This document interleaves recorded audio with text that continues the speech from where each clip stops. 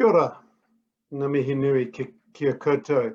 Ko Barry Koutsaho, ko rangatira ki te putea whai whakaro. I'm CEO of Mindful Money in the translation. No mai, haere mai ki te tene hui mariko. Welcome to this online seminar. It's great to have you here, and a particular pleasure to welcome our guest, Brianne. I'll introduce Brianne in a second. Until then, I was just going to say a few words. Just by way of introduction, Mindful Money is a charity where our mission is to make money a force for good.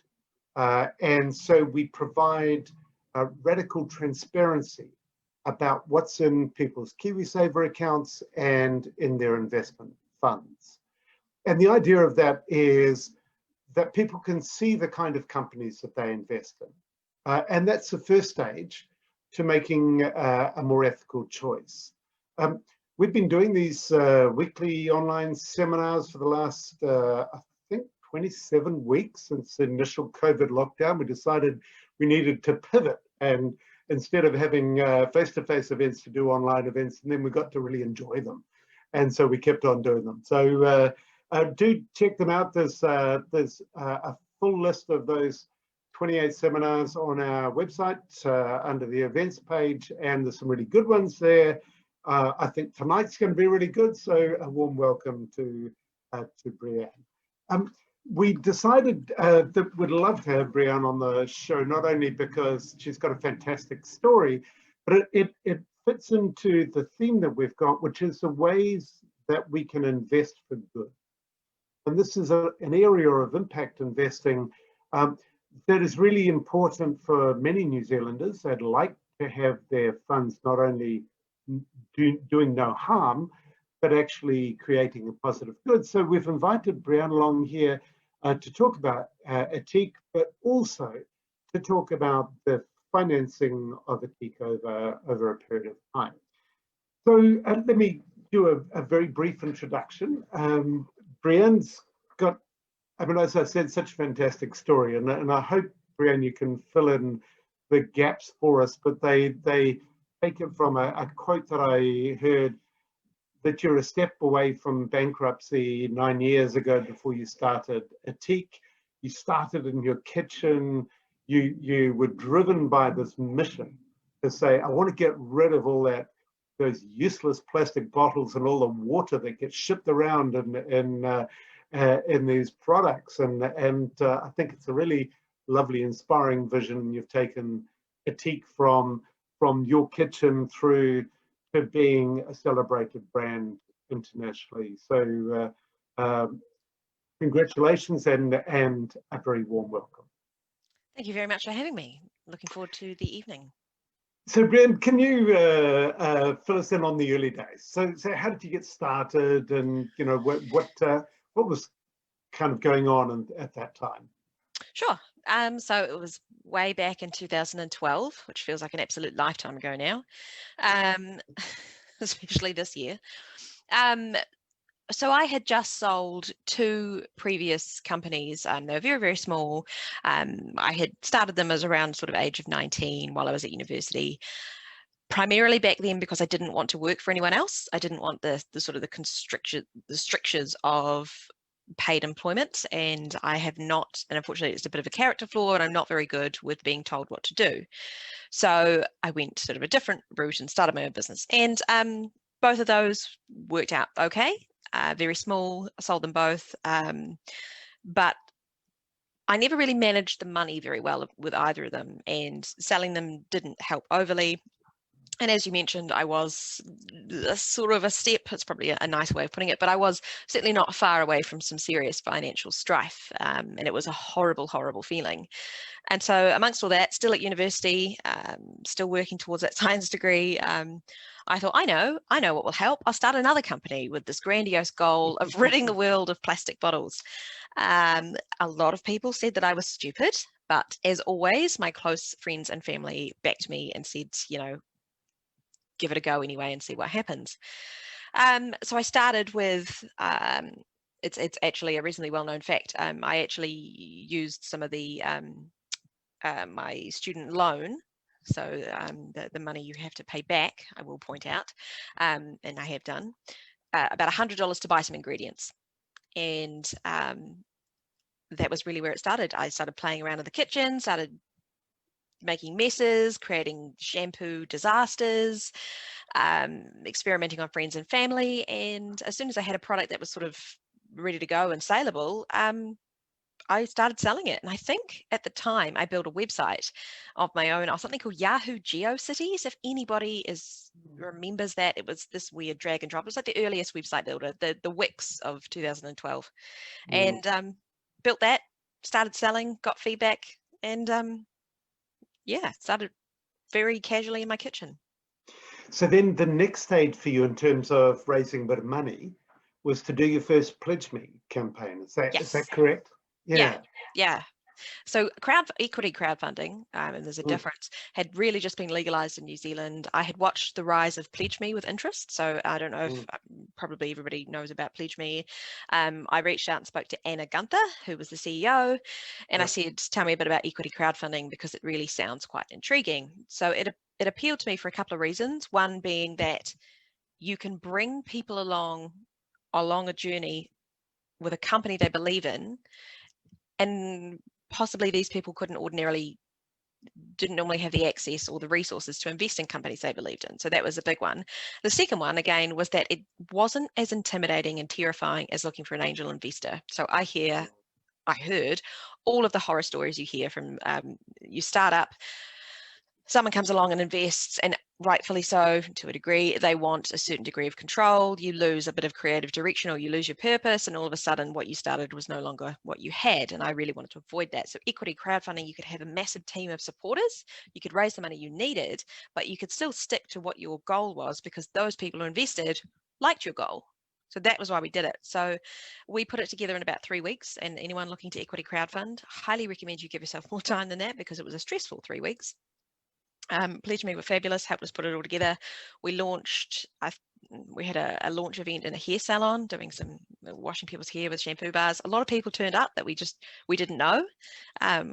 We didn't know these people. They turned up and pledged on the day, and in about 10 days we raised $200,000, which was a monumental sum back then. It was amazing. We've just done essentially a charity crowdfunding exercise for Mindful Money. So I know what that process is like. It gets pretty intense.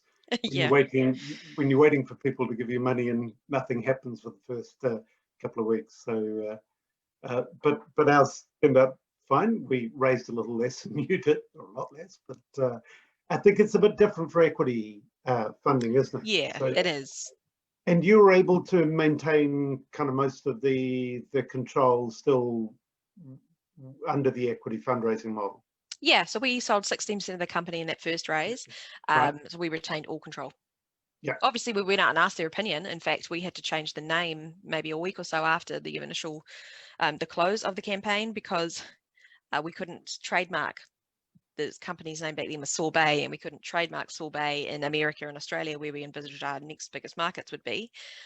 So we decided we would get on top of it very quickly and change the name. And we actually reached out to those 152 shareholders and said, help, what do you reckon? Great. Got any ideas? Great. Yeah. So then, I mean, it's really interesting that the crowdfunding model, because finance in New Zealand is hugely regulated.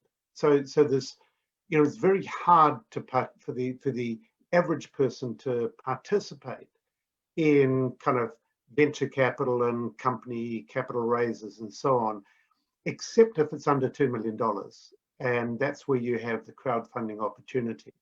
And it's great for small companies to be able to get that leg up. I would say it's a little bit anomalous that possibly the most risky type of fundraising is the least regulated. But obviously, when you have successes like Ethique, it makes up for a lot of crowdfunding that doesn't work out.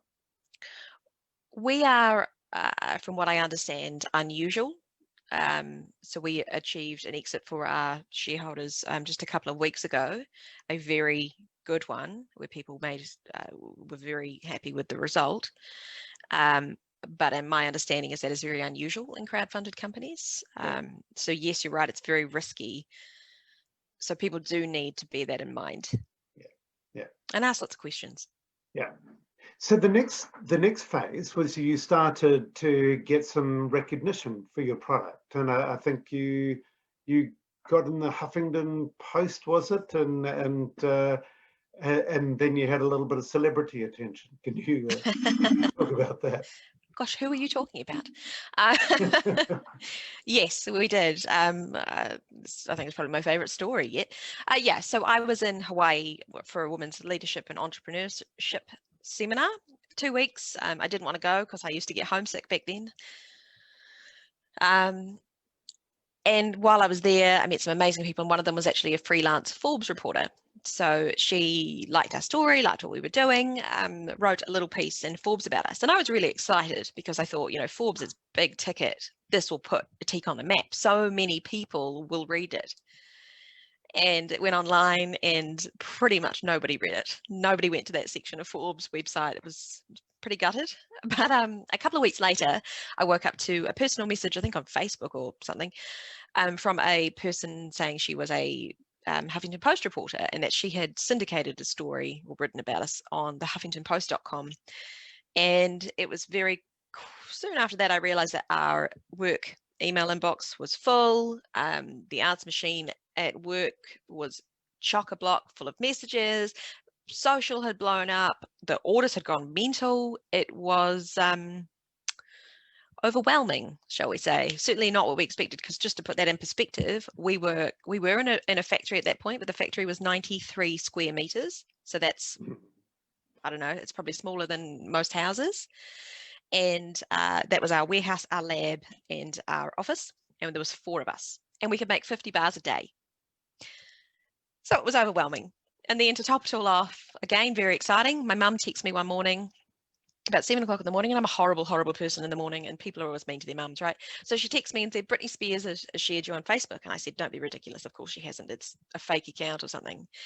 And I, curious. So I went and had a look, and it was her verified account. She had indeed shared us on Facebook, which was super exciting because I'm the generation that grew up listening to Britney Spears, and I may or may not still listen to her music.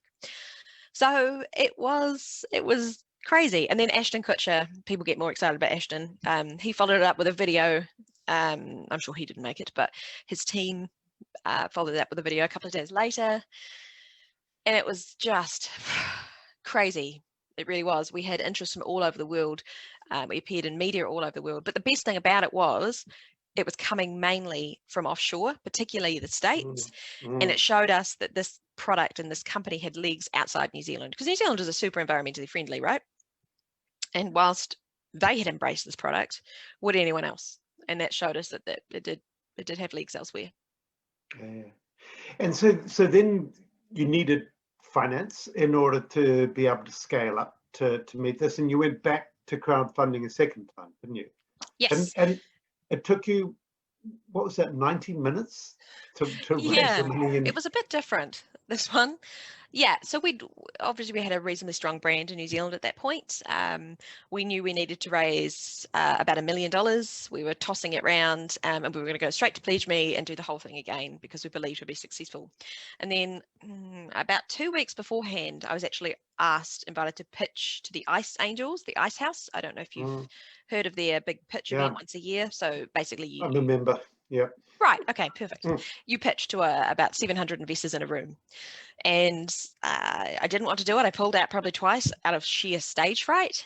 But we did in the end. We said, right, we'd do 500 with the Ice Angels. We would do 500 with Pledge Me. Scariest 4 minutes of my life up on that stage, if I'm honest. But we had offers in the end that sort of were well over what we needed in total. Took in that 500, and then we went and did the Pledge Me campaign 3 or 4 days later as well, and that was the other 500. And yes, you're right, that was completed in about 90 minutes. And I missed it all because I was on stage at the Social Enterprise World Forum. So the best bit about equity crowdfunding is the emails you get, because you get an email every time someone does a pledge. You know, so and so has given you $35,000. I mean, I don't get those emails very often. Great. So then that enabled you to really start putting a kind of an international brand around the product. And, Yeah. And so what happened you were presumably on aeroplanes for a fair bit of that time. Yeah, I've probably spent the last 3.5 to 4 years of my life out of the country, 2 to 3 weeks out of 4. And it was getting a little bit old, to be honest, before this year. And of course, now that has stopped and my life has changed somewhat, but it has given us the time to go and do other things within the company. So it's worked out nicely. But yeah, I know a lot of people will say you can do a lot over a Zoom call, and you can. But in my opinion, we would not have been as successful as we have been internationally and have the relationships we do if we didn't go and spend the time offshore. So we have great relationships with our distributor in the USA, our retailers in the UK, retailers in Australia and parts of Asia and Japan. It's really important. These people are your representatives on the ground in the countries that you cannot be there all the time. It's really important that you have that close relationship with you. You look after them, they look after you, and it's nicer to have that close relationship. Cool. So for those people online, those of you who are on Zoom, it'd be great if you put any questions or comments or things you want to hear more about in the chat in Zoom. Sorry, we can't put you online kind of through your audio, but if you just type it in the chat box in Zoom, then we'll pick it up and answer your questions. Those of you who are on Facebook, similarly, if you put any questions or comments in the comment box in Facebook on one of the Facebook pages, then we'll pick it up and they'll send it through. My colleagues will send it through to us here.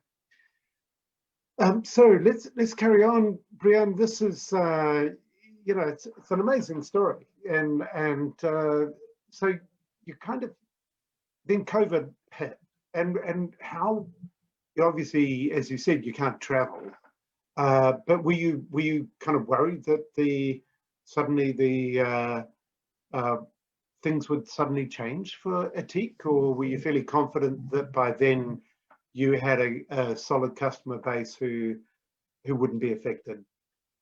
No, we were absolutely worried, massively worried. I mean, yes, we're in a good industry.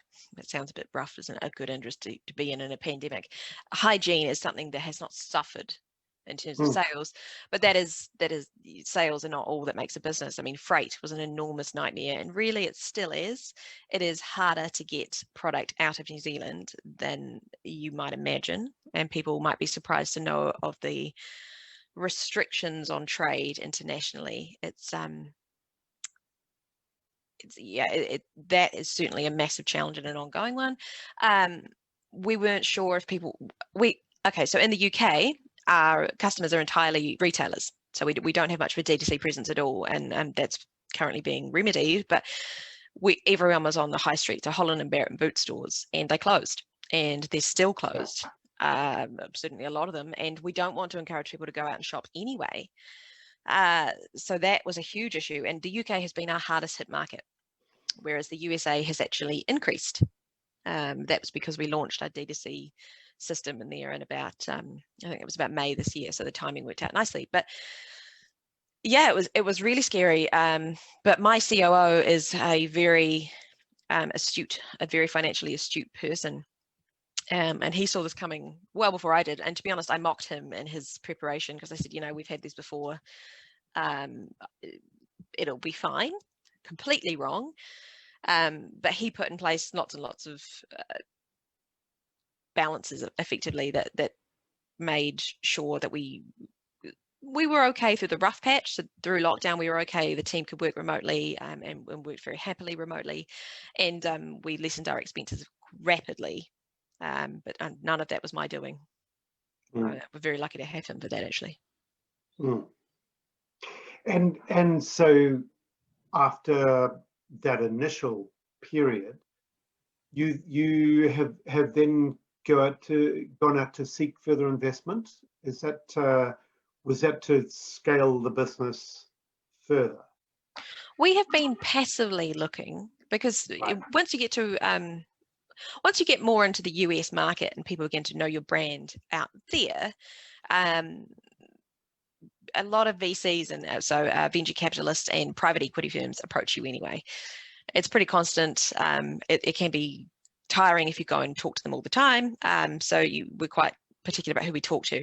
But we were passively looking for a strategic investor, so someone who could provide us infrastructure, particularly in the USA, and provide us experience, so connections to people who had done this before. Well, we happened to meet them. Would have been December-ish last year. We met a group of people, and we've been talking to them off and on through COVID, and yes, they are the people we have now partnered with, and they have a lot of experience in building brands. They really, really love the purpose and the mission, which is what's been important to me. We've turned down a lot of investors because they just don't fit. Money is not the goal of Ethique, and if you put someone in behind a company that's purpose-driven, who's money-driven, all that will happen is they will strip the values out over the short term, and you will have a company that is worth nothing and never achieves what you want it to achieve. So we have been very particular about who we work with. But yes, that obviously the capital was a great injection. That's actually a good point to bring in one of the questions from Zoom chat. So the question says, has it been hard to stick to your mission values of zero waste and cruelty-free products? No.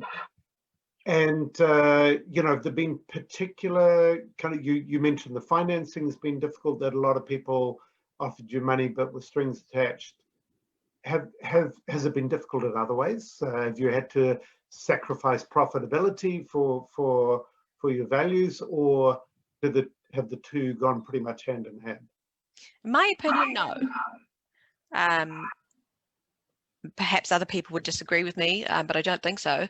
We've had to make quite a few calls where it would have been financially viable to do something, but it would have been against the company's values, and we have never even considered it. So it's not been a hard decision to make. We are profitable. We have been profitable for over 3, maybe 4 years. So financially sustainable as well as environmentally and socially sustainable. So no, it's not actually been as tough as people imagine, but that's because the values are kind of baked in. They are at the very foundation of everything we do. Our decisions are made against them. If you were trying to retroactively put values into a company, I'd imagine that would be more difficult. Our culture of the company is about environment and social mission first. Yes, you have to be financially sustainable, and we have proven you can be, but that is not the overarching number one goal. I think it's about having the right mix of people within the business, as I mentioned earlier, to ensure that's carried out. We turned down a multi-million-dollar retailer in the USA because they wanted to put all of our packaging into plastic poly bags. And we said, well, I think we're missing the point of the company. Yeah. Hello, that's not what we do. Yeah, so thanks, but no thanks. So Melanie has put a comment in Zoom chat. Her husband read an article on Stuff about you guys, and she loved the fact that you were a Christchurch-based company, zero waste, ethical, not tested on animals, etc.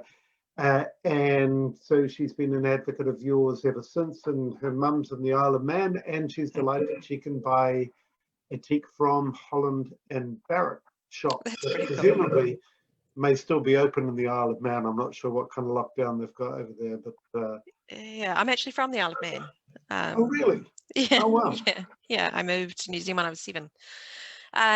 Yeah. Well, thank you so much for your support, Melanie. That's awesome. And yeah, I took my parents back to the Isle of Man in January and went to that Holland and Barrett, so I know what you mean.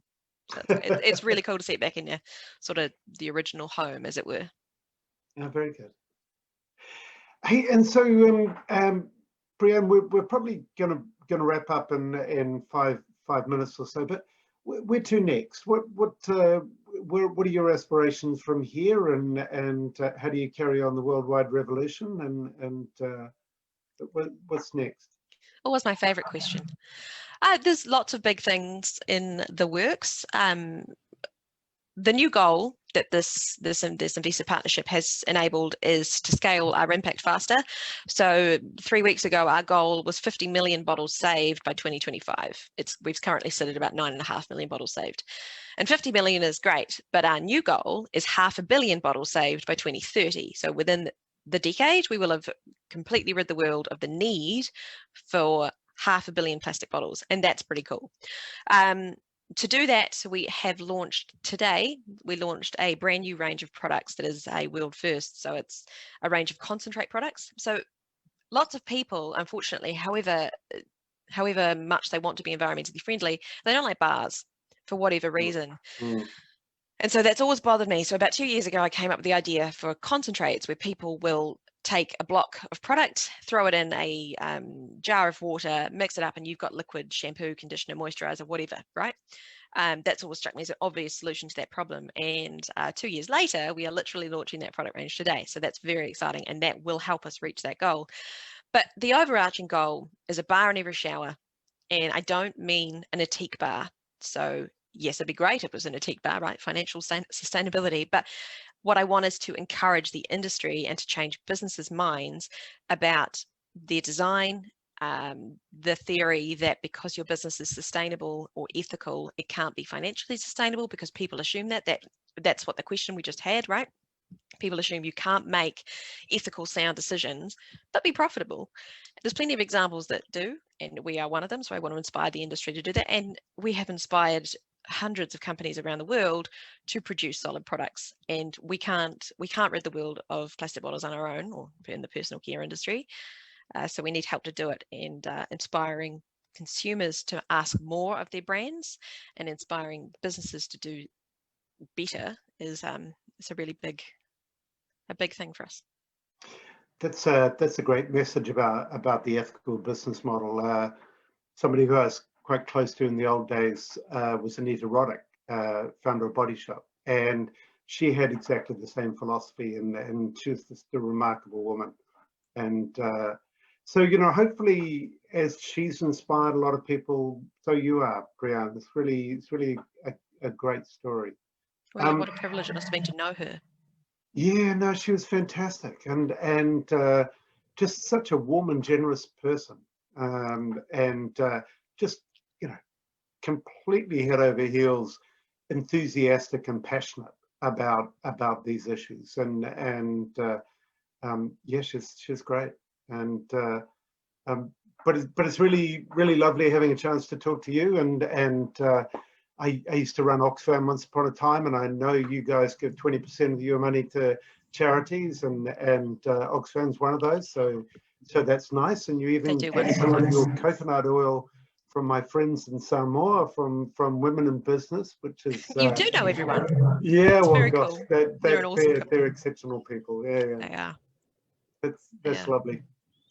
So thank you very much, and thanks to everyone who's joined us tonight. We will be recording this. We are recording it. It'll be on social media in lots of different places, and on the Mindful Money website, and a few other locations. As I said, you can catch up with all of these seminars on our website. We have one next week, a slight change of direction. It's about something called the Sustainable Finance Forum. And this is a major kind of new, what's called roadmap towards sustainable finance. It involves a lot of big finance companies, but also academics and NGOs and government and others. And it's really trying to say that we're not going to have a sustainable society if we don't have a sustainable finance system, because, like it or not, money makes the world go round. And, you know, we may disagree with that, but in a way, we have to make sure that our money and the money that we can influence is for good rather than for harm. And I think tonight we've heard from Brianne all of the ways that funding can help the good companies to be able to scale up and really make a huge difference in the world. And I think it's really a kind of inspiring message. So next week on the Sustainable Finance Forum is say, how can we do that and change the system, change the settings around these big financial institutions and how they operate. So please join us, 7 o'clock next Wednesday. Huge thanks again to Brianne, and more power to you for Ethique's work. Thanks all for joining us. Ka kite ano.